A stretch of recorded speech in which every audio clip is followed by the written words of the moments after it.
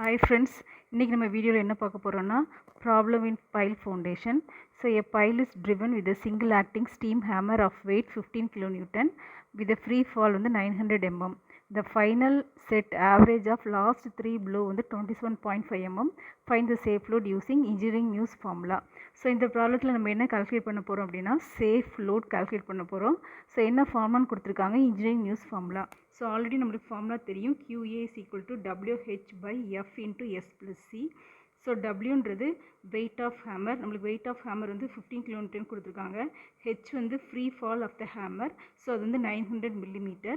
Next எஸ்ன்றது average last 3 ப்ளோவோட average வந்து 27.5 mm. Next factor of safety வந்து 6.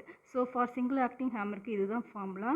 சி வேல்யூ வந்து சிங்கிள் ஆக்டிங் ஹேமருக்கு 0.25 cm. ஸோ இது வந்து 2.5 mm. ஸோ இதில் ரெண்டுமே நீங்கள் சப்ஸ்டியூட் பண்ண போகிறது வந்து மில்லிமீட்டரில் தான் சப்ஸ்டியூட் பண்ணணும்.